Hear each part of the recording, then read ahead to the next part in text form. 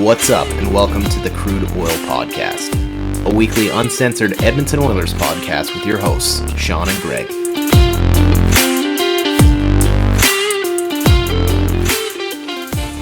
Well, just like that, the Battle of Alberta is over in 5 games. Did you have that at all, Sean? I feel like if you ask anybody, people would have said, yeah, like I could see it in 5 games, but not with Edmonton winning in 5 games. Unbelievable. I know we're going to get into it. You and I both had some very different perspectives for Game 5. We'll get to that eventually, but I was walking away from Game 5 just absolutely in shock. I was unbelievably excited. I feel like I was shaking, and I could not fall asleep afterwards, that's for sure. Probably made the drive pretty easy when you were just wired for the whole thing. Yeah. I guess burying the lead a little bit, Sean went to Rogers for the watch party, which looked like it was a hell of a time. And I kind of just made the impulse decision to drive to Calgary to go to Game 5 in person. So we'll get into that in a little bit, but I'm not going to forget this episode. We'll start off with some plugs. Yeah, let's get those plugs in. If you have any questions for the podcast, or if you have your opinion and want it to be heard, feel free to message us on Twitter or comment on our YouTube, anything like that, and we'll include it in the mailbag. The one thing I just wanted to build off of that, and it's probably a good housekeeping note, we're going to rely on you guys heavily in the next couple weeks because there's lots of hockey to talk about. And then I guess there's the personal side that I'm not even going to be in this continent next week. So when we do record, if we have extra time to fill and want to get some perspectives in, this is your opportunity to reach out, get your thoughts in. We'll try to address that. I'm actually heading to the UK for 2 weeks. Shitty time. What was I thinking? That was poor planning. I know.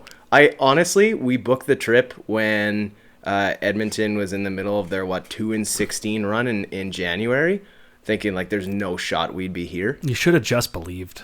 What were you thinking? I know, very much a rookie mistake, but so we're gonna try our best to make all of the podcast work and jump through the hoops of technology, but that's a week away, and I have no idea what the hell that's going to look like. So just wanted to put that out there. Lots to talk about this episode, Sean. We'll go through Game 4 and Game 5, and then we'll jump into the next round of opponents being the Colorado Avalanche. But before we get any further, let's just jump in. Game 4, Edmonton, and in Calgary in the Game of Alberta. Game of Alberta, Battle of Alberta. Jesus. Welcome to the Game of Alberta. Oh, my head's in the right spot today. Man, that Game 4 really had me on a roller coaster, as all of these games seem to. Mm-hmm. As much as Edmonton came out and played great with the 3 goals in the first period, you cannot argue with that. They still somehow managed to get outshot every time. I don't know if they got outchanced. I didn't look that up, but in terms of high danger chances. But I don't know how they only got 9 shots and 3 goals. But I guess that's the glorious goaltending of Jacob Markstrom. What a gaffe right off the bat to Calgary needed to come out and have an extremely strong start, which is something they've done really the whole series rather. And then just that little gaffe 21 seconds in from Markstrom, I couldn't believe that. That was shades of Smith right there. That's exactly what I thought. They got the quick bingo right off the hop, and then they just kept pouring it on. Pouring it on, you say? Just in terms of goals. Pouring it on. What? I've heard that so many times. Oh, really? I got to stop listening to the Nielsen show. Oh, my God. Oh. All they do is yell pour it on all the whole time. See, I don't listen to that, so I apologize. It's just ingrained in my brain now. I can't get it out. Between that and being goalied, that seems to be the new hot thing to say, I guess. Apparently. Yeah. Anyway, the Oilers find a way to take a 3-0 lead. Do you want to get into the goals themselves? I know Hyman had that the power play goal. I mean, shocker. Kane and Hyman both scoring in the first period. It didn't take them that long. Well, the Kane goal especially, that was just it was bad luck, obviously, but they shouldn't leave Kane that open in the first place and have to get, I think it was Zadorov, who had a desperation dive and just tipped it perfectly up in the corner. But like that's their own fault. I think that's been, or was rather, the worst part about Calgary's entire series is their defense had horrendous positioning the entire time. Like I know Markstrom did not play well and he needed to play better, but I would argue that their defense was significantly worse than their goaltending, because Markstrom kept them in it at times. He made some huge saves, especially in this game. Yeah, you got to wonder, like, you look at Markstrom's stats and save percentage, and I don't know if you can attribute all of that to him. Like, he made some questionable, or he let in some questionable goals, but I don't, like, to your point, I don't know if you can blame all of that save percentage on him. Well, part of it, too, it's the same with Quick in the first years against LA. Quick had garbage stats if you looked at the stats without context. But Quick kept them in that series the entire time, and he's like the only reason why they took Edmonton as far as they did. So, and I think that's the same thing here, where Edmonton might get low shots, but that's more so because I think they're just more of a transition team and don't generate a lot of shots. That's not the way that they play, and it never really has been. Yeah. So, remarkably, the Oilers come out with a 3-0 lead in the first period after being outshot 13-9. I don't know about you, but like after that first period, I was very nervy. It was nice to have a 3-0 lead, but it didn't feel safe, and I don't know what it was. It's part of it is that they didn't really outplay Calgary per se in that first period. They just outchanced them and capitalized. While Calgary, they had some good chances too that Smith stopped, but I don't know. I think that's part of it, is that it felt more lucky than it did as if we outplayed them and we were like confident going into the second period. Mm-hmm. Yeah, so heading into the second, as soon as Calgary got that power play, there's just something sitting inside me. It kind of knew that it was going to be answered. Kudos to Lindholm on that shot. That thing was a rocket upstairs. Like, that made it up and in quick. Lindholm, that's one thing from this series. Like, I think this year was kind of his coming out party, especially with his Selke nod that he got. Yeah. But, like, I never really thought of him as anything more than an add-in into that Hamilton trade where they got him in Hanifin. Mm-hmm. But he really came into his own, and he was a number one center this year on whatever the amount of times I've heard best line in hockey for that line. Nice best line in hockey, Calgary. What the fuck was that? But yeah, Lindholm was really good. He was definitely the best of their big three on forwards in this whole series. Yeah, their big three. I would definitely agree. And right afterwards, honestly, switching from their best player, I think their overall best player the entire series was Michael Backlund. Oh, far and away. I think he played great. Like, I don't understand, because I looked at the matchup time, because Sutter said he doesn't like playing matchups. Right. He doesn't play the matchup game, which I think really was a detriment to them in this series, because he barely matched the back of the line up against the McDavid line, which I think would have done way better than that top line did, because Johnny Gaudreau doesn't play defense, as seen on that beautiful overtime goal in the next game that we'll get to. I was going to pick on him for that. So speaking of Backlund, he had that beautiful drive to the net and just threw it on. Like, that's his go-to, and we'll get into the exact same move he pulled in Game 5, but they get the 3-2 goal. I don't think the Oilers played fantastic in the second. You could start to feel the momentum shift. It was actually funny because you and I were texting at the first intermission, and you're just like, they're playing too shitty defense. You were like Nostradamus there. I think you saw this coming from a mile away. I mean, it's the way, like, I don't even like when they get out to a huge lead, because they just play on their heels. That's like the classic Edmonton thing to do. And once they start getting hemmed, then they really just like struggle. I think it was in this game.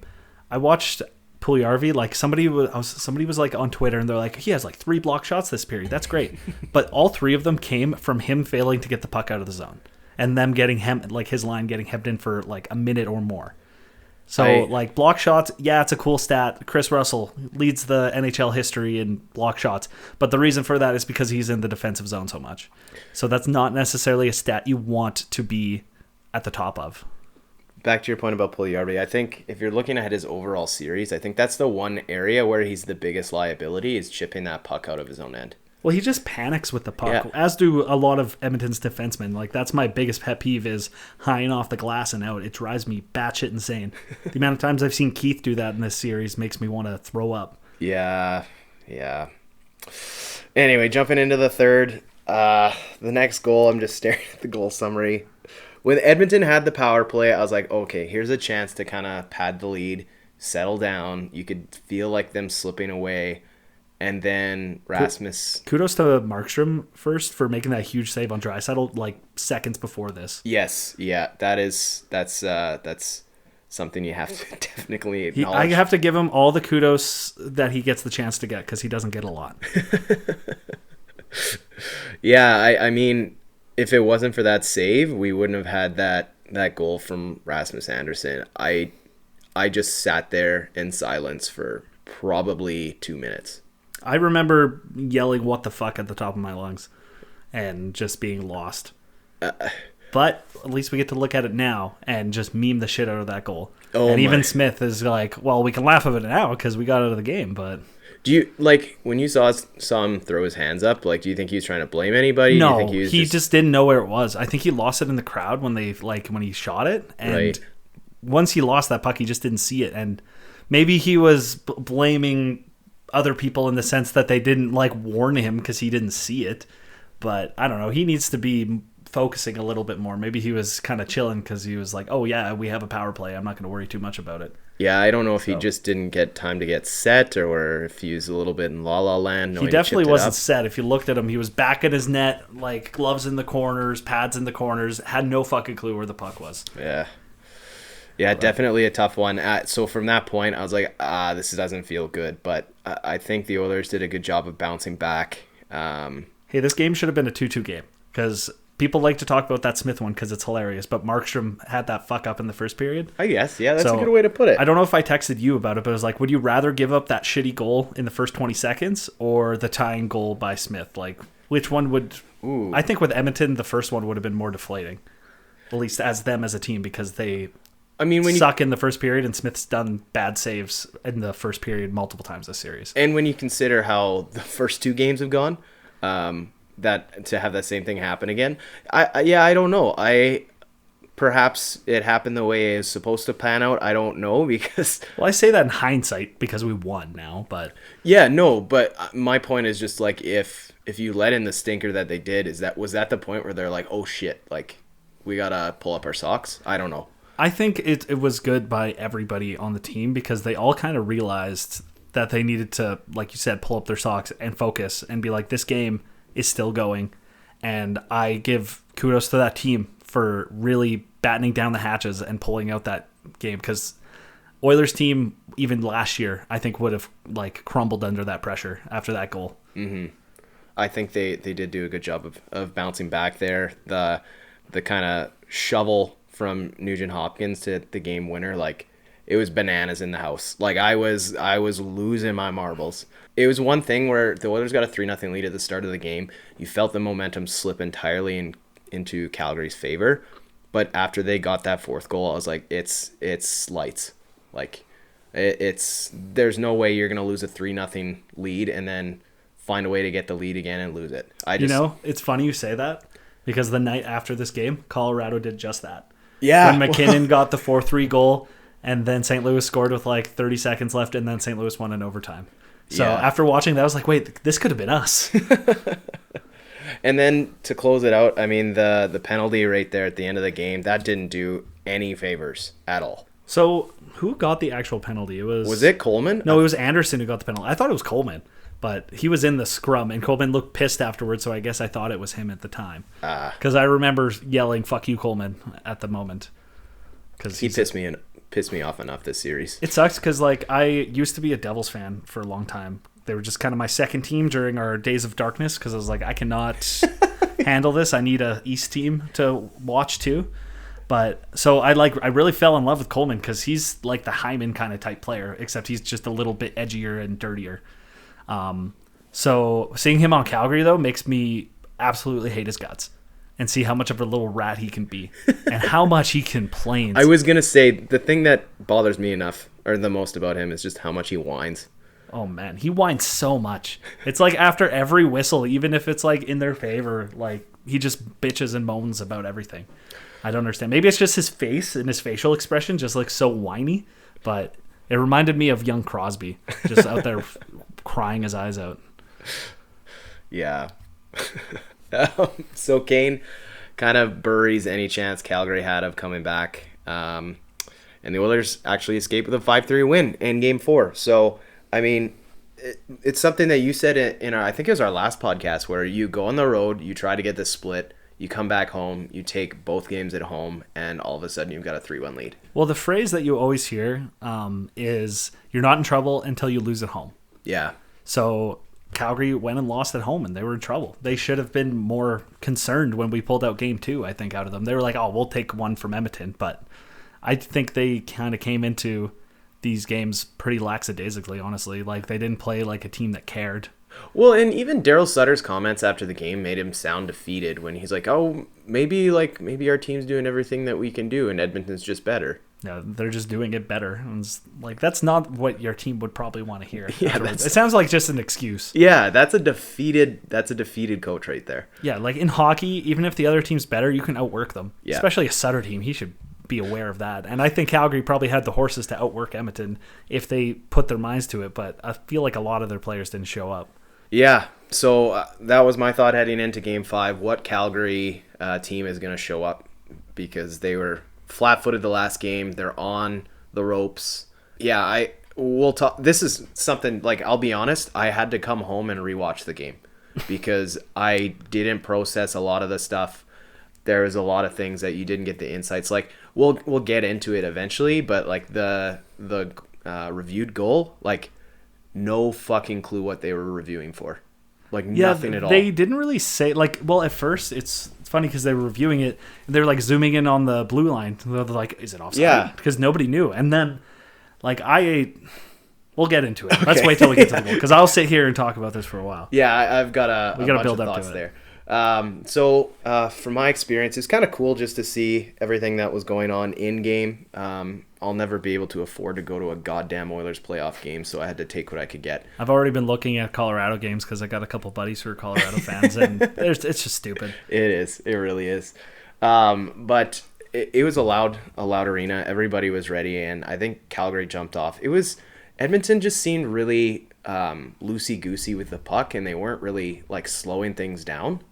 I don't know what your thoughts were. It just felt like Edmonton was trying to rush the play too much, especially in their own end. That period was kind of just a neutral zone shit show. Mm-hmm. And, like, there's a reason why there was only 11 shots total in that period, because it was just turnover after turnover going both ways. Like, no team could get any sustained pressure, could get any shots on net. It just wasn't working at all. Yeah. And, like, I think the only reason why Calgary had 5 shots is because they had the power play from McDavid's high stick, which was pretty blatant. I always want to get mad at high sticks, but I'm like, but it's so obvious. It's so hard to get mad. Like, that's the only one that they always call because it's super obvious when the guy, like, gets hit with a stick in the face and throws his head back. Well, and you saw his reaction too. Like, he knew right away. There's no argument, just straight off. Well, nobody really argues high sticks unless your name's Blake Coleman, but. But just taking a step back, the Mangiapane goal, I think Edmonton, this is something they're going to need to clean up, especially with Colorado coming in next round. But the collapse down low with their defensemen and not having that center support or a drop-down winger support left Mangiapane all alone. Like, there's so many goals that they scored this series, Calgary, that it was just the throw out to the slot and just a one-timer and in. Yeah, it's kind of like they're right in the, they're in the trapezoid behind the net, right? Yeah. And from there, they just pass it out to a guy coming down from the top of the circle on either side, and he just gets a clear, like, one-time shot from there. I don't know why Edmonton doesn't do that more, because especially because McDavid likes to hang out there, and they did do that in one of the games. I think it was Keith scored that goal, and then I think Nurse's goal in this game was that similar thing. Like, clearly it works, and they have the defense who can activate with Nurse and Bouchard, so I don't know why they don't do it more often. Yeah. Well, so after that goal scored and then the McDavid penalty, Edmonton I thought was actually pretty lucky to come out with a 1-0 deficit. But Calgary scores 5 minutes into the second, and it's 2-0. And that was Backlund's little tip, right? That he just had a stick and it just perfectly went up into the corner. That was the nicest tip I've seen in a long time. I think I was screaming at the time how lucky it was, because that seemed a little absurd for that to go perfectly up in the corner. That I think it was a little bit of luck in there. But, definitely. But a good positioning by Backlund. Good job getting his stick on the puck. I think he had one hand on his stick at the time. But that's, again, kudos to Backlund in this series too. He played great, he was far and away their best player, I would say. Nobody else even really came close. Yeah. So they score the 2-0 goal, and I in my head I'm like, they have to get the next one. They have to. There's no excuse, and that's when it kind of started. Edmonton comes back with Darnell Nurse, and he got that shot from the point. It was fun to whoever got that camera angle where it showed just the end-to-end kind of view where you saw the screen in front. Like, no fucking chance for Markstrom. No, he had no clue where that puck was. So, yeah, it was nice to cut the lead in half, and then you could feel the momentum start to swing. Swing it did. Swing it did. Hyman comes in down the lane about halfway through the second period, fires the shot. Now, where I was sitting in the Saddle Dome was the opposite view of the TV. Yeah. So when I saw the shot, I saw it hit Markstrom's glove, and I sat there. And I swear to God, I thought it sat there for like a minute before Puljujarvi tapped that in. I think it was trickling in, wasn't it? I think it might have been moving there, but it felt like a lifetime had passed. It was just very nice to get it evened up and then just take a deep breath. It's weird how Puljujarvi crashing the net actually gets a goal, and he uses his big frame to reach over Markstrom and tap that in. He needs to do that more. Like, he doesn't drive the net for a big man, and it drives me nuts. Yeah, so that was really nice to see. Well, and you got to wonder what that does to his confidence. Well, I hope it is good for his confidence going into the next series. That's for sure. For sure. Because I think it was the end of Game 4. He was playing with Nuge and Hyman. But then they bumped him off that line once it was a tie game and put Yamamoto there, who was imperative to score that 4-3 goal in Game 4. So good move by Woodcroft on there, but I was wondering how that would feel for Puljujarvi, but it looks like he was back on that line in Game 5. So it seems more of a let's stack the top two lines situation when they do that. So as long as they don't like yo-yo him too much, because I think Puljujarvi needs to consistently play with one player. And I'm happy he's not playing with McDavid. Yeah. Not because like he can't or anything like that. I just think it's not good for him in terms of he just has to play against the best defensemen, the best forwards, like their shutdown forwards all the time if he's playing with him, right? Yeah. So him playing with Nuge and Hyman kind of opens that up so they can play against lesser competition. Yeah, I like where he sits there with those two guys. So my next question to you is, how nuts was Rogers when Hyman scored the next goal? I was losing my fucking mind. Yeah. My voice is still kind of gone right now. If I try to do anything high pitched, my voice just cracks. And the day afterwards, I could not talk. I was the exact same. I was like whispering to try and get anything out. You're going through puberty all over again. Your voice brutal. Cracking. I was trying to yell at my dog to get him to come in. So I'm like trying to yell in a high pitched voice, and it's like, come here, Jack. Yeah, it was crazy, but that was kind of the start of like the what the fuck is happening. Oh man, my brain hurt after this. Like this next 3 minutes, I could not handle what was going on. I literally thought I was going to die. Yeah, my heart palpitations were out of control. So you had a goal. What is it? 4 goals in the span of a minute and 15 seconds or so? Yeah, ridiculous. Goudreau's goal. Wrap around, that's on Smith. You got to have the pad down on that. Good shot from Johnny to just fire it on net. But I don't know. I thought that was kind of something that the Oilers goalie could have had. I mean, there's a few of those, and that would have been a pretty nice save to have when it was 15 seconds after Edmonton just scored. That seems to be a big thing with Edmonton, is they suck at coming back after a goal usually. Mm-hmm. They not always. They get scored on quite a bit right after scoring a goal. And I've never really understood that. Maybe it's because the McDavid line generally just scored and they come off the ice and one of our other lines has to go out. And that might impact that, where their top line gets to come out against one of our lesser lines. But yeah. Well, so they get that bounce back goal to even things up, and then Calle Yarncrook gets the go-ahead goal. I don't know. It looked really weird. Did it hit their defenseman took a shot and it took a really weird hop, right? Yeah, I think so. Because I thought it was so strange that the puck just popped right onto his stick there. Yeah, I think I need to rewatch that goal some more. I just remember it going back to the point, and I think it got deflected on the way, and it popped out right into him in the slot, and it's just a shot that I don't think Smith was set for. It was basically like a second opportunity that he didn't expect to even have. Smith isn't set quite a bit, so He's what, 40 years old? Yeah. Yeah. Okay. Yeah. I just watched it. So it was like a shot by Zadorov that got blocked and then kind of popped up and landed right onto Yarncroke's stick. So like he probably was set for the Zadorov shot, dropped down, and then couldn't reset in time after it dropped in front of Yarncroke because nobody knew where it was. Yeah.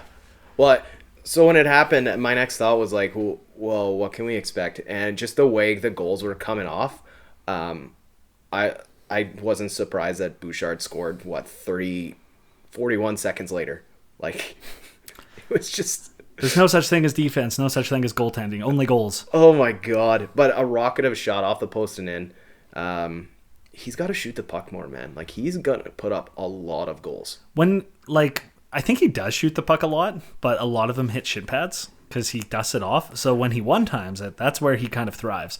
And that Bouchard goal, I just watched it right now, and it does go off the skates right after he shoots it, so it almost got blocked. Yeah, it was... that was a weird tip. It kind of fluttered. It didn't look like it changed too much, but just enough to go over. I think it went over the pad off the post and in. But, yeah.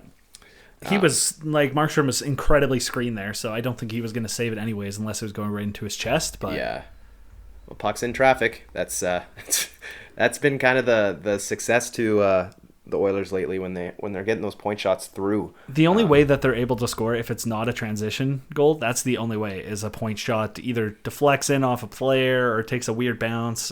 But that's play of hockey. They need to score those dirty goals, and their defense needs to get more involved. Well, and one thing that I kind of hope that everyone can finally put to fucking bed is the thought that the Oilers can't score 5-on-5. Yeah, I think this series especially, really since Woodcroft has taken over, that's not a problem anymore. That was just the Tippett curse, I guess. But I think they struggled with that under McClellan too. But I don't know. Tippett never was able to figure that out. The only thing him and his team did really was find a way to get our special teams to be good. And yeah, that I think the reason Tippett lasted as long as he did is because our special teams were so good. Because that 5-on-5 play was not going to get this team anywhere. And you need 5-on-5 in the playoffs. Oh, absolutely. We only had one power play in this game. Yeah. And I think we scored on it. We did. But, it's so frustrating to watch that happen. And, I don't care that they had 2 and we had 1, but I just want it to be even. Yeah. At least somewhat. Or 4-3. They essentially had twice as many power play opportunities as us, right? So it feels wrong, I guess. All right, third period, it was tight checking the whole kind of way. The only thing I think we need to discuss is the 6-minute mark. Backlund drives the net. Unless there's anything else you want to discuss, I think we could talk about this for 5-10 minutes. I think we need to talk about it. All right, so Backlund drives the net. Very much a la Game 4. The puck went off Smith and was trending towards the net, and Coleman drives in and scores. Initial thoughts, I mentioned it before, I didn't know what the hell they were reviewing. I thought it was interference, or I thought it was offside. One of the two. I don't know what your thoughts were when you first saw the My immediately thoughts were that it was in. I didn't even think about a kick, and I was just disappointed. Mm-hmm. And then they started reviewing it, and I was like, okay, well, it must have been offside, because once again, I wasn't even thinking about the kick. It didn't look like goaltender interference. And then all of a sudden they were zooming in on it. And the first few angles they showed made me think, no, that wasn't a kick. And then there was the one angle that was up to the right of it where it looks like a blatant kick, or at least extension of the leg to push the puck into the net. And I think that's eventually what they all decided. And I think the NHL's even come out and officially said that, yes, that's the angle. That's what we saw. That is a distinct kicking motion. So personally, I think I understand where they're coming from. If that was Edmonton who scored, I would have been fucking livid that they didn't count it. See, I think that's obviously biased, so I know where Calgary fans are coming from. That's more that what I'm saying. Yeah. Is if people are mad about it, I get it. Mm-hmm. If that was Game 7 in a tie game, I would have been livid. But the outrage I see all over Twitter and everything where Calgary fans were this is the reason we lost the series. Those people are fucking delusional. Well, I saw someone sync up the disallowed goal in 2004. Almost the exact same play with the same. I think there's an extra minute left in the third in that game. But my thoughts, I didn't know. It took me a couple times to sit down and watch it closely. But the one thing that the NHL needs to do a better job of is describing these rules, because everyone keeps talking about a distinct kicking motion. Well, And like when you think of it, it's a forward kick. Like that's what your brain thinks is a forward kick where you're rotating at the knee to kick the puck, right? But the rule isn't like just a distinct kicking motion. It's any body motion that propels the puck forward. Yeah, well, that's just the more like term that everybody uses, right? But you can't headbutt the puck in. You can't punch the puck. You can't fucking hump the puck in the net. I'm still mad. There was that Andrew Shaw goal where he headbutted the puck into the net. That never counted. And I was like, that sucks because that was great. But it makes sense. You can't redirect the puck into the net distinctly, any motion of any kind that's not your stick. That's pretty much all it comes down to. It's like the, I think it was the LA goal where he like cross-checked the puck into the net. And they're like, okay, that's okay. Yeah. So I get where they're coming from, but I still understand why they're mad. But the people who blame that, if your team's down 3-1 in a series and you're blaming this single goal on the fact that you lost the series, then yeah, you're delusional. You had overtime to try and score too, and you still didn't. Yeah, I don't think that that goal changed the series. You can say it's a biasy take from my end, but it's one thing if he uses his inside leg to stop, which is the only fucking explanation I can hear from a Calgary Flames fan. Like they say, oh, he was just trying to stop. Yeah. How the fuck are you stopping on your outside leg, on your outside edge, driving towards the net? That is your weakest point of stopping. Like, yeah, I don't think he was trying to really stop. If you watch it, like that doesn't make any sense how you would even stop like that. Maybe in a desperation, but like still. Plus it was going in. Yeah. He's a veteran player. He needs to just leave it and let it go. He knew what he was doing. And yeah, at the end of the day, I think it probably shouldn't have counted, which it did not. But I still understand where they're coming from. I think the biggest clear thing is they talk about it being conclusive to turn like the call on the ice, and the call on the ice was a goal.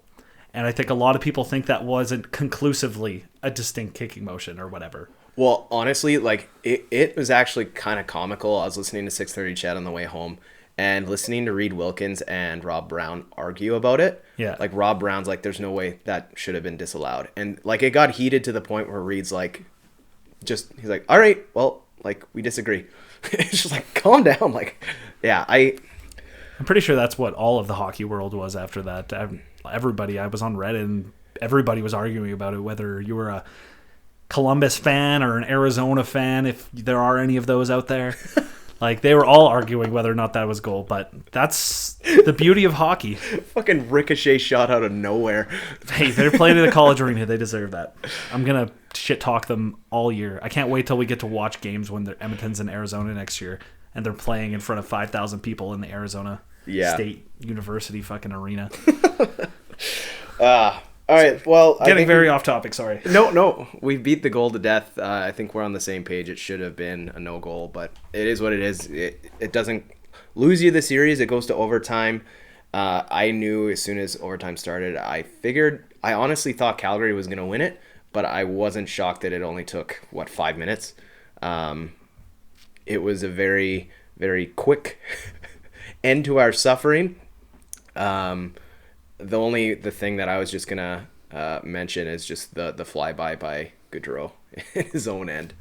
Just what the fuck, man. I'm rewatching it as we speak. He had the chance to take the body to Draisaitl when he had the puck, or even like go for the puck, but he just turned away and went up the boards. Just a stick check. Just completely embarrassing. But like, I know McDavid scored that, but he also created the turnover too on that. Yeah, which was equally impressive. Yeah, because that's the type that. The way McDavid's been playing all playoffs, and that's leading by example. You get in there, you forecheck, you create the turnover because that creates chances. Mm-hmm. And we actually got the puck deep, and I love to see that from Nurse to actually get that in there. Yeah, it was just absolute mayhem. I know in Calgary, like it was pretty loud. It was pretty loud when they scored, and just to hear like everybody kind of thinking that the world had just ended. I never saw the celebrations that Connor had until after, like, we obviously left. But where the fuck is Sid Sexero? I want to pull this guy up on the phone and give him a call and see if Connor McDavid still won't put up with this shit. Man. That was the most, like, pure amount of happiness I've ever seen in a human being ever. Did you see him walking down the tunnel That's what I afterwards mean. too? With, jumping up and down with Hype Man Shore. Oh my God. I got goosebumps from watching that. It was something else. That's when I think I truly lost my voice, was in that moment. That building blew the fuck up. It's so fun, like, leaving the building, like, everybody's chanting, like, let's go Oilers. You see people getting crowd surfed out of the arena and stuff like that. Oh, man. It was so cool. It was so much fun. I know from my end, like, just walking out, there's a couple drunk people, like, around our area, and there's one asshole Oilers fan that was like trying to taunt everybody. And yeah, I was gonna say, fuck. Like, on your way out of the arena, did you have to deal with any bullshit from Calgary fans, or were they all pretty mellow about it? So, like, I have to give it to Calgary fans. They were really respectful. Obviously, we got chirped, and it was like whatever. But it's when you're walking out of the arena after you just like beat their team in 5 games, and the only thing they can say to you is like, "Have fun getting swept by Colorado." It's like, okay, like, have fun golfing. I mean, I think that's what all LA fans were saying after we beat LA. About Calgary, have fun getting swept by the Flames. Yeah. It's like, yep, yeah, that sure happened. Yeah, so it was. I have to give it to Calgary fans. They were pretty good. Obviously, the drunker people got the more, obnoxious they got. But yeah, I'm sure there wasn't a lot of Flames fans at Rogers Place. So there was actually 2 rows in front of us. It was just some girl. Just one? Yeah, that was the only one I noticed that was near us. And she was a Goudreau fan, and she was like, as soon as he scored that one goal, she was like cheering real loud, and everybody was screaming at her. And she was loving it. And then all of a sudden, Edmonton took the lead again, and she was real quiet after that. It was funny. I was listening to Gaudreau's comments after the game. Like, that guy's on the first plane out of town, right? Like, he's not coming back. Well, did you see his comments recently from, I think, today? I didn't see today. I just saw his press conference yesterday. It might have been yesterday, where essentially he's like, I think everybody says that. They're like, I want to be a Calgary Flame. Yeah. Like, my life is here. Like, I'm going to stay. Yep. But then again, that could just be publicly. So when he ultimately gets traded, they're going to be like, what happened? What did Treliving do? Why is he leaving?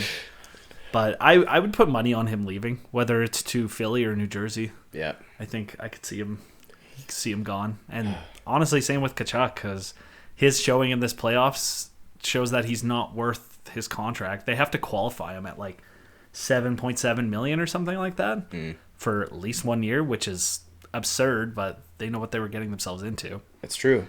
But I don't know. Did you see the Flames injuries for that? Didn't Lucic had an ACL sprain? So here's the list of injuries right here. Zadorov had 3 broken ribs. Holy shit. And he had that since the first round. Tanev had a dislocated shoulder, which he got in. It was bad, and then it got worse. Pretty average, or evident, not average. Pretty evident. Yeah. Tkachuk had something with his hand. I don't know what it was. It just says hand on here. Shillington had a shoulder injury of some sort. Lucic had an ACL joint sprain. An ACL joint sprain. Whatever that means. I didn't anything know ACL though. ACL was a tendon. I thought so too, but I don't want to fuck with anything that with the words ACL in it. That doesn't sound fun. Yeah. And then Mangiapane had some sort of wrist injury. Tanev is the only one who had to get surgery though, or is going to get surgery this offseason. And Markstrom had a vision problem too. Very clearly, yes. Wow. I'd say the same about the refs. I got to give it to Zadorov. 3 broken ribs to play through. Holy Christ. Well, it's like Bergeron when they won the cup or something. He had, I think, 3 or 4 broken ribs and a punctured lung. Yeah. And still played lights out. But yeah, Zadorov didn't look 100%, but just because I don't think that pairing of Zadorov and Gabranson weren't as physically intimidating as I expected them to be. I know. I thought Zadorov was off. I just thought he was playing bad, but obviously... Well, they might just also be bad. Gabranson, too. He was a non-factor, really. I don't even really remember his name. Yeah. By the way, I think there was some fighting majors, but there was never an actual fight in this series. I was going to bring that up. Yeah. I'm still baffled that there wasn't. Like, I know Lucic wanted to kill Kane once or twice, and there were some close things and some scuffles, but nothing that turned into an outright fight. Yeah. Which I never really understood, but I give props to Kane especially for not dropping the gloves with useless players. Oh, definitely. So, like, he could have easily probably fought Lucic, but that's detrimental to the team to have him off the ice and Lucic off the ice now. Yeah. If, like, Tkachuk would have came up to him and been like, hey, let's fight, I think Kane would have been all over that. And I know Kane asked him to fight multiple times, and he said no. Like, Cassian should have been fighting Lucic, and then Kane should only be fighting either one of their top pairing defensemen or Tkachuk, essentially. I have this theory that Cassian has something going on. I think he's probably at his concussion limit.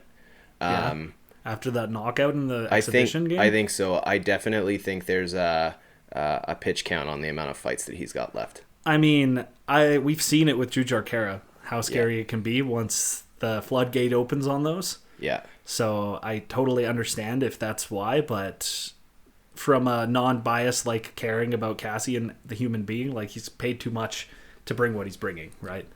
So, like as a purely statistical, I'm just saying a purely statistical point of view, he's overpaid and probably needs to leave in the offseason, especially if not that he isn't playing, if he can't play the way that he should be, then we can't afford to pay him what he's getting paid. Nothing against the guy, but no, that's a business. We'll cross decision. That bridge at the end of the season. All right. 42 minutes to wrap that up, but I thought every single second was worth it because, like, it was phenomenal. It's probably a night that I will never forget in my life. I was lucky enough to go to the second round closeout in 2006 against the Sharks, and that was in Edmonton, but that night just topped everything. Just to see all the how happy the team truly was. I'm glad we can finally put Calgary's season to bed. Oh man, as much as I was nervous about this series, this is what people kept saying is like, yes, it will suck if your team loses, but what if they win? Just imagine how good that'll feel. Exactly. Well, you said it at the start of the series too, so let's spend a couple minutes just previewing Colorado. I don't know what you're going to get out of this series. I think it's going to be a lot of fast-paced hockey. It's going to be transitional for sure. Lots of back and forth, neutral zone stuff going on. Like, this team is fast, just like Edmonton. But they also have a lot of big players, and they can play physical if they need to. So I'm obviously nervous about them. I've been reading about some Colorado fans' perspectives, and some of them are very concerned about Edmonton's depth on forward, so their bottom three lines, against the bottom two pairings of their defense.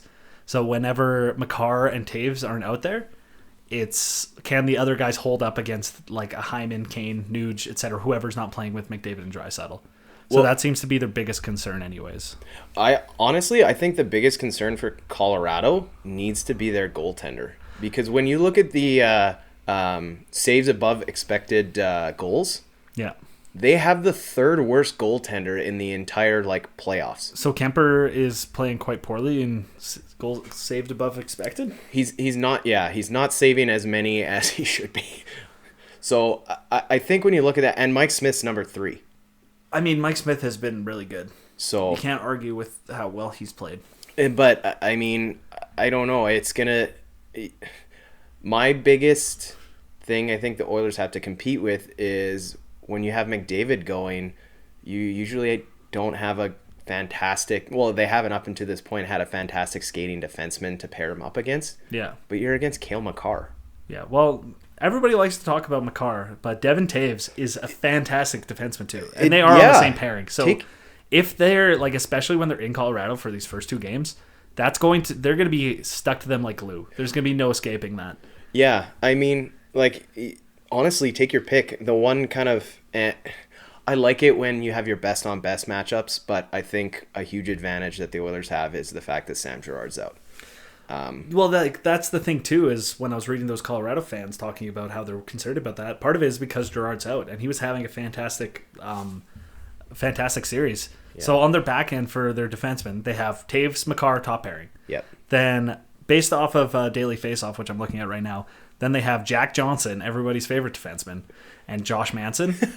I'm actually kind of scared of Manson because I know what he can bring if he's anything like his dad. I was going to say, the fact that you have a dad-son rivalry going on here, that could be interesting. I think that'll be fun. Yeah. I loved the comment from Dave Manson to Josh before the game when they were playing Game 6 against St. Louis. He's like, you better win because I need to see my granddaughter. Yeah, that was fantastic.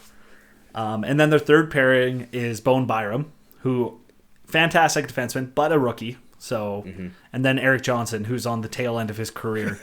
So, like, he's a good defenseman when he's on, but he can be exploited as well. So I think their biggest issues are the Johnsons and potentially the youth of Byram showing. Yeah. I think you make valid points there. So when you look at the I have nothing to add on the defensive side. Just looking, I'm on the same website too. Just looking at the lineups that they have for the forward grouping, like I truly believe that you can take line 1 and 2 for both teams and just throw them in the wash. So you think this is going to be a battle of the depth? I think it's going to show. And my curiosity kind of leans towards how they play McDavid and Draisaitl again. Are you thinking that they might split them up? No, sorry. Just like, I know that they're giving a lot of McDavid extra shifts, like on the road in Calgary especially. You'd see them throw him out for the starting shift, and then they roll one line and then throw McDavid's line back on there. Like, how much line combination matchups are they going to make? But I don't know. It'll kind of depend on how Woodcroft wants to play that. But well, it'll be interesting too, because I was talking to my buddy, and Andrei Burakovsky he's a pure goal scorer, right? Yeah. He's currently playing on the third line for Colorado, but he's been dog shit. So if he finds a way to find his game, Edmonton might be in trouble, because obviously Colorado is a great team and they have a lot of depth. And if Burakovsky can get out of his slump, we might be in trouble, because I remember Burakovsky being a huge pain in the ass to Edmonton this season and even seasons past. He just finds a way to score. Yeah. So I'm a little bit concerned about that, because we don't really have a huge goal-scoring threat outside of our top 6, compared to Colorado at least. But well, and you kind of wonder if the Oilers are going to go back to no, I'm not going to say the 11-7 again, but you remember the stretch where they kind of split up Draisaitl and then Nuge was playing down on the third line? Yeah. Well, that was how we started the playoffs, right? Yeah, you gotta wonder if they're gonna try and even it out that way. But my only curiosity with that is if Draisaitl's healthy enough for it, because he got absolutely caved in the LA series, like when he was centering his own line. Yeah. I think the goals were like 1-10 or something like that, and everybody else was positive except for his line. So, and that's the thing that I don't really know. What was your thoughts on Draisaitl in the last game? Because it might have been my seats, but like, he looks slow. I mean, for one, he always looks slow. Even when he's fast, he looks slow until he gets a random burst of speed.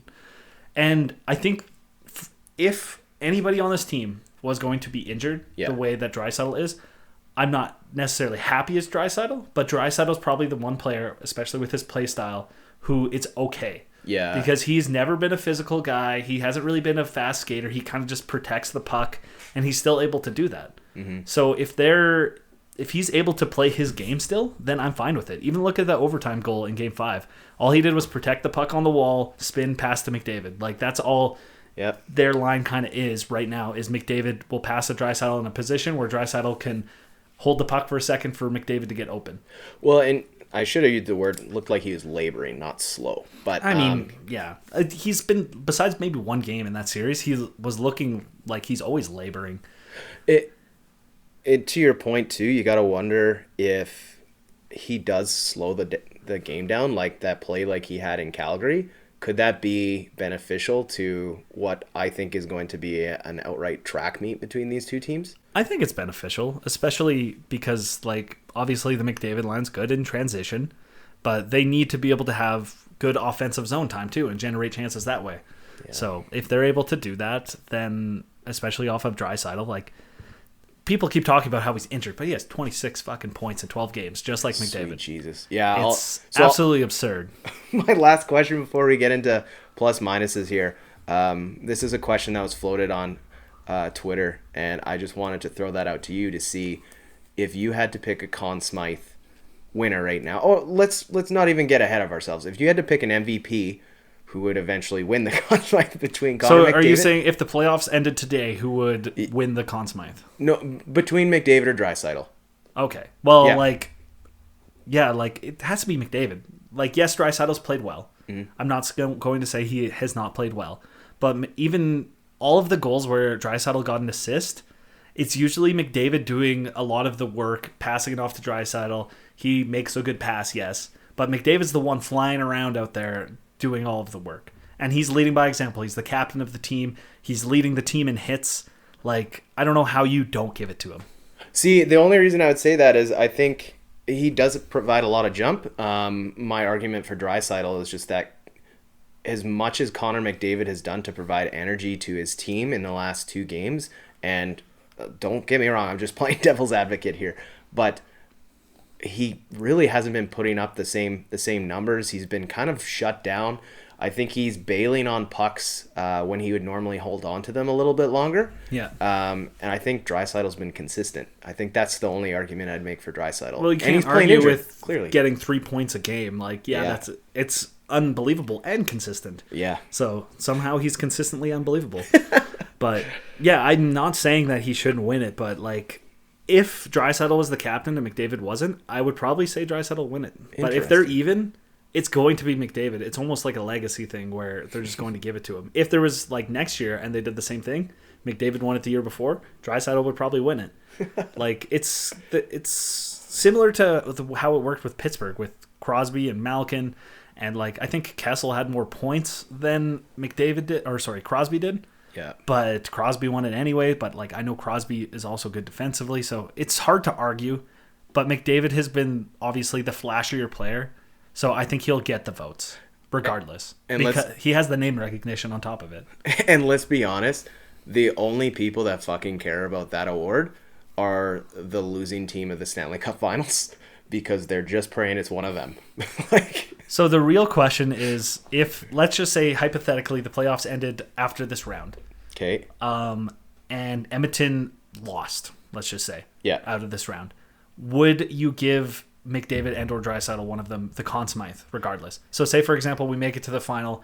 They have 40 points or something like that. The next closest person's at like 20. Yeah. But Edmonton loses. Would you still give one of them the Conn Smythe? So how do you feel about that? So if the players played consistent the way they have up until this point? Think of like absolutely. I think it was 2003, was it, when Jaguar won it, when they lost? Yep. Like, would you consider giving the losing team the Conn Smythe? Absolutely. I don't think Nathan MacKinnon, he had a couple good games. I don't think Nathan MacKinnon has been consistent the entire playoffs. Yeah, like say if like this was the final coming up and we lost to Colorado and MacKinnon has a good series, but these guys stayed consistent and scored at 2 points per game at least. The only person I would think twice about giving it to is Andrei Vasilevsky. That's very fair, because he's been unbelievable too. I'm actually really happy. I guess it didn't really matter as much, but Binnington actually was leading the league in goaltending stats, even though Ottinger was, I think, save percentage, but he had the best goals against. Yeah. So, like, I'm kind of happy we're not playing St. Louis. Not that he was even playing, though, because Kadri injured him. But, ultimately, going back to that, I think McDavid will win unless Draisaitl goes next level. Because you got to remember, Draisaitl has a higher points per game in the playoffs than McDavid does. Yeah. That was one stat I saw, is 4 players going into this series are top 10 in points per game in the playoffs. In Draisaitl, McDavid, my brain, McKinnon and Rantanen. I was saying McKinnon and Rantanen at the same time in my head, and it was mixing their names together.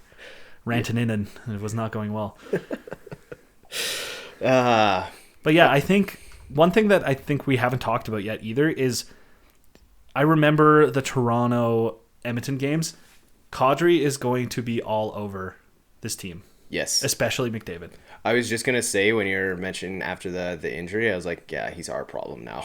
Yeah. I think he's a big weapon for Colorado. I think he's really come into his own this year offensively too. So he's not just that shut down forward anymore. Mm-hmm. He's like, he can do everything.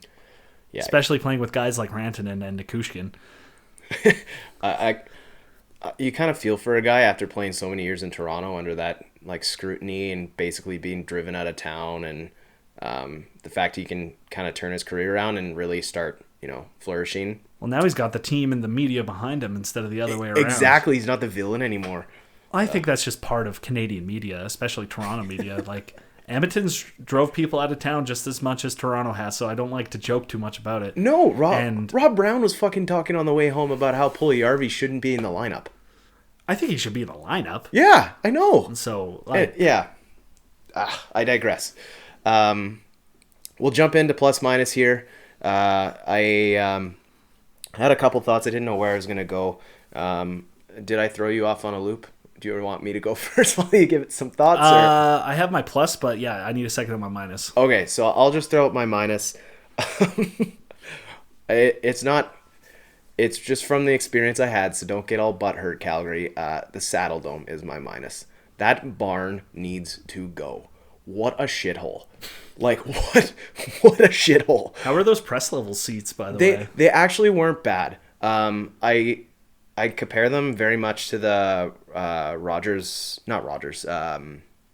Northlands Coliseum, whatever the hell it used to be, Skyreach Center. Skyreach Center. Rexall Place. Rexall Place, yeah. I love the Skyreach Center. That was my favorite name. Yeah. My dad had season tickets up in that third level, so that was all I was ever used to. So I'd say it's very comparable to that. The only difference is those seats get so steep up there. I was gonna say, how steep was that? Because you can't see the second or like lower bowl below you, and you can't see them across from you either. Can you? Yeah, you can. Okay. Yeah, you can see half the scoreboard, and mind you, we were pretty low in the third deck. Like I think we were row 6 or something, but. I think if you're up in the top, you can't see shit. Yeah, I wouldn't doubt that at all. The funniest thing is like that's the drunkest stadium I've ever seen, drunkest event I've ever been to. How are the beer prices? I don't know. I don't know. I think $11. I guess you were driving, so you weren't drinking. Yeah. But just people were so shit-faced, and the stairs are so like slippery from people spilling their beers. Like, people were yard sailing it up and down the thing, and, like, I swear to God, people were waking up. There was one guy that slipped beside us because we were right on the row. One guy slipped, fell forward, and his head caught the side of a chair and, like, cut his face open. Some guy fell down 4 rows to the right of us. It was just fucking chaos. But Calgary, we love to hate on you, but you guys deserve something better than that. I mean, there's a reason why I think before that they interviewed Bettman, and he's like, until they get a new arena, they're not having any events here. Oh my He specifically said that. He's like, fuck this thing. And that was something I was seeing from Calgary fans, was like, the reason that goal was disallowed is because Bettman hates our arena. But it wasn't the people in it, it's just the building itself. So yeah, that building shit. Sean, did you find a minus? My minus is actually the opposite, which is Rogers Place. But it's for specifically these watch parties. Okay. To me, it's so stupid that a ticket is $5 and a beer is the price of 3 tickets. Oh, wow. Yeah. So it's still like $13 for a beer when you pay $5 to get in. Like, if I know that they're just trying to make an extra buck and I guess make an atmosphere for fans or whatever, but it just feels a little disingenuous when they're still have full price on everything there. It's a little stupid to me. I think they should offer like cheaper prices to go with the tickets, and like that would make me go to those more. I might not go to another one even though I had a blast because those prices were stupid. Well, no shit. Like I thought I read somewhere that they've already paid back the initial, like the return on investment is made 30 times what the initial cost of the building's been already. Well, I'm sure it is, but like when you pay $200 for a ticket, a $13 beer doesn't feel that bad. But when you're paying $5 for a ticket, it's like if you would go to an Eskimos game and they're like, here's $15 beer. And you're like, well, fuck, I don't want to pay for that. It costs more than my ticket. It just feels a little ridiculous. Yeah. And like, I totally know where they're coming from, but there's one cool thing that I actually heard because I was reading about it. Carolina. So in their arena, they actually brew their own beer. Oh, sweet. So all their beer prices are the same, except for their brew that they have that they make themselves, which is $5 for a pint. So they just sell like that like crazy, which I would think it would be a great idea for Rogers if they were to do something like that. Just have their own stuff there, along with the extras for people who want it, who want to pay that price, but then have some cheap stuff. I know it's going to be a shit show, but they can make it a light beer. I don't care, but make it cheaper. Yeah. Easy to go broke at those games. Oh man, the more I drank, the more I spent to drink more. Well, and the next thing I know, I think I spent like $100, and I was like, these tickets were $5. Why did I spend $100? And it really makes you question the people that go and spend like $600-$700 on a ticket, and then go and add another $200 to drink and miss half the game. Oh yeah. Well, it was funny. There was some of the people we were with. They missed the first half of the second period and the first half of the third period because they were out grabbing a drink or something like that. I was like, well, I know the tickets were $5, but come on, you're still missing the game. Yeah, that's a personal choice of my own. I don't do any of that during events. It's just too much money to miss out on things. But I don't know.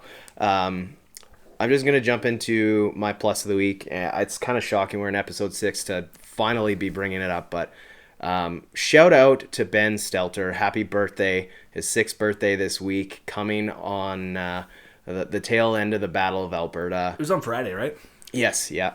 And I have to say, like, the Flames were extremely classy dealing with that situation. I saw that they sent him a care package on Friday for his birthday, and then they had the stuff with Tkachuk, so very classy. You can tell this is a huge rallying point for this team. Like, I get emotional seeing, like, all of his videos, and I just can't help but, like, break down how this kid's doing. I've been on this earth for 30 planets, been on this earth for 30 years, and this kid's doing, like, tougher shit than I will probably ever do. And so just, you could see with Draisaitl when he sent him that birthday message on Twitter, like, he was getting emotional to the point of tears. So I think he's a huge inspiration, not only to the team, but to the city and everybody around, just kind of realizing, like, there's so much more to life than hockey. And the fact that we're, able, and it's one of the things I mentioned at the start of this podcast, we want to actually appreciate getting to see Connor McDavid, Leon Draisaitl play every single night.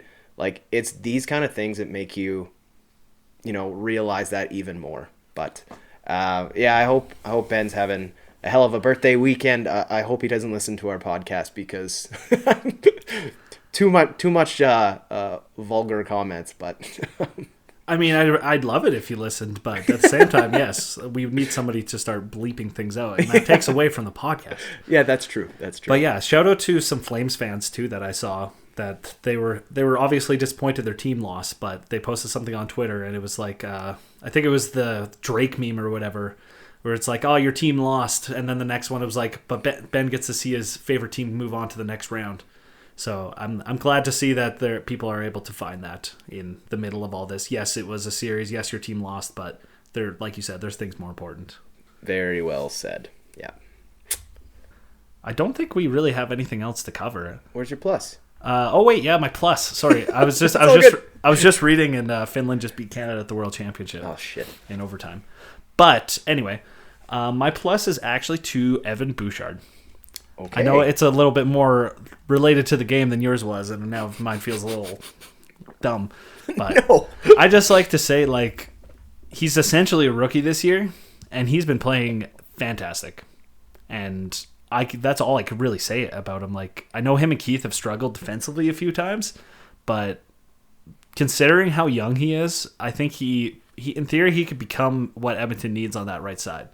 If he adds a little bit more urgency and physicality to his game, then I could easily see him being like a staple in our top 4 for the rest of his career, if he finds a way to find that element of his game. Yeah, I think has a huge upside. I think he was definitely a steal in that draft for Edmonton. And it's him or Noah Dobson, right? And yeah, Noah Dobson, I think he just kind of cracked their roster on the Islanders as well. But yeah, I agree. He was ultimately a steal defensively for them. I think you're going to see too in the years coming, he's going to take more of that role that you mentioned. And to your point again, like, if he can clean up some of those defensive errors, I don't know, just the defensive game a little better. And I really liked him when he was adding that physicality. He was getting a little pissed off. It was nice to see that emotion come out of him. Yeah, I think he's thrown a couple of huge hits during this playoff run in general, and I don't know, I've really appreciated the way he's played. And if I'm being perfectly honest, I think he would be doing better if he wasn't paired with Keith. But ultimately, I think Keith still has given him a lot of confidence in terms of being there and helping mentor him a little bit, which I think is going to be exponentially fantastic for his career going forward. Yeah, totally would agree. Well, I guess before we jump into this, Sean, just to reiterate, make sure everybody follows the social media accounts, our YouTube channel, our Twitter account. Send us any DMs that you guys have, and be sure to subscribe and rate the podcast as you listen to it on any platform it is. But Sean, the next time we'll be chatting, I'll be in London. So fingers crossed that this works. You'll be in London, and hopefully we'll be up 3-0 in this series. Oh shit, that would be beautiful, eh? I would love that. All right, let's go Oilers.